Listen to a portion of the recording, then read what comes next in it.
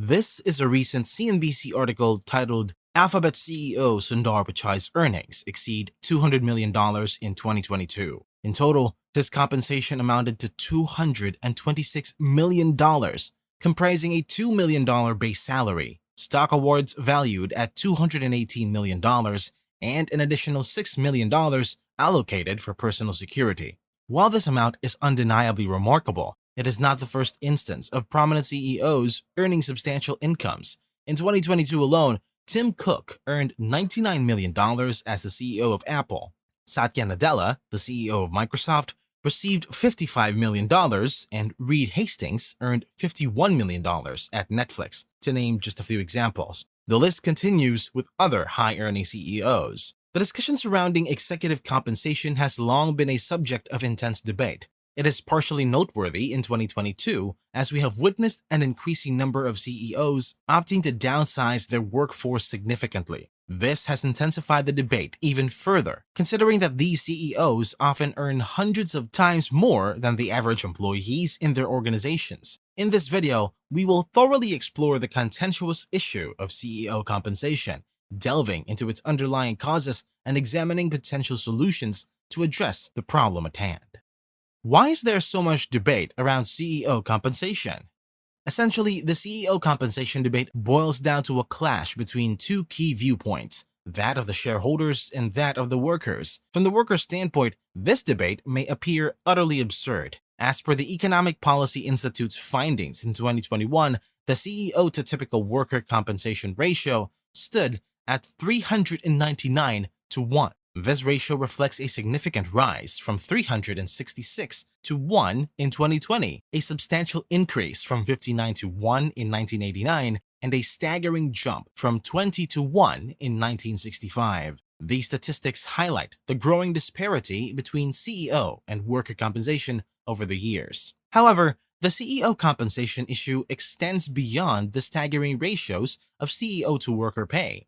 Researchers have found that CEO pay has surged at an even faster rate than the stock prices of their respective companies. Between 1978 and 2021, CEO pay increased by a whopping 1460%, far exceeding the 1063% growth of the S&P stock market during the same period. Workers have long argued that such excessive income garnered in the boardroom is unwarranted, particularly when one considers that worker wages have grown by only 18.1% during the same time frame. Undoubtedly, this particular aspect has fueled a heightened level of discontent among people. Over the past year or so, this frustration has reached unprecedented levels. While CEOs have been receiving substantial amounts of compensation, often consisting of bonuses and stock awards, many of these prominent CEOs have concurrently undertaken significant workforce layoffs. As mentioned earlier in the video, Google CEO Sundar Pichai received $200 million for his work in 2022. However, in January of this year, he published a blog post outlining the unfortunate news that 12,000 Google employees will be facing job losses. This stark contrast between CEO compensation and employee layoffs has contributed significantly to the prevailing dissatisfaction.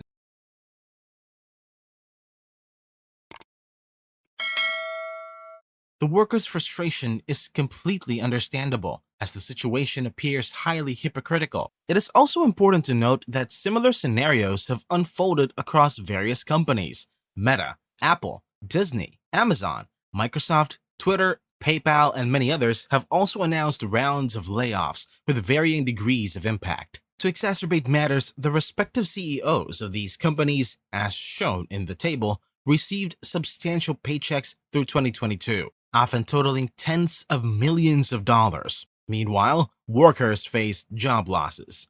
Adding insult to injury, the CEO's compensation did not suffer significant reductions in 2022 compared to their earnings during the prosperous times of 2021. This further compounds the dissatisfaction experienced by workers.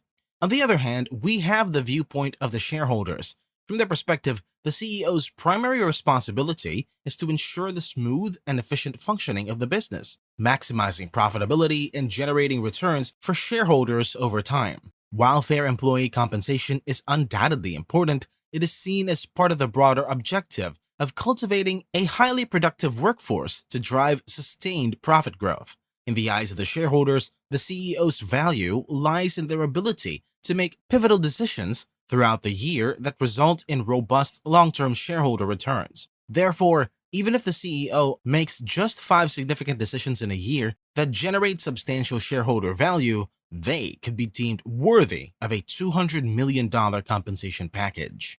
What needs to change?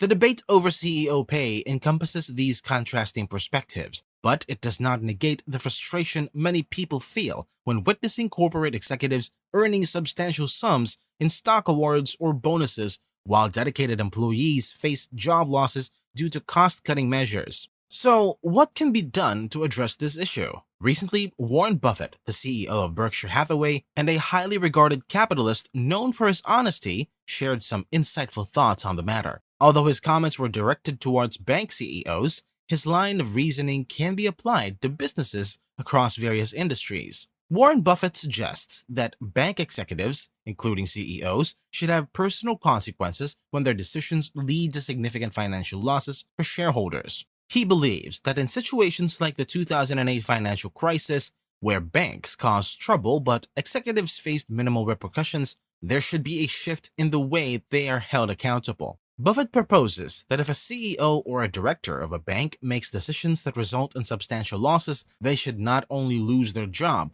but also forfeit their pensions and any fees received during their tenure. He emphasizes that such consequences would significantly impact the behavior of decision makers and prevent similar problems from arising in the future.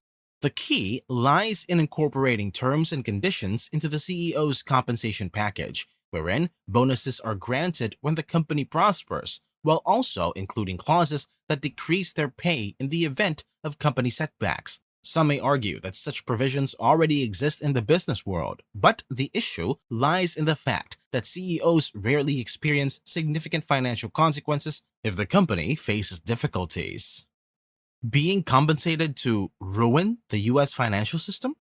Warren Buffett referred to the 2008 global financial crisis, which was caused by severe mismanagement within the banking sector. While the CEOs of these banks lost their positions and tarnished their reputations, it is true that they did not face significant financial repercussions in the end.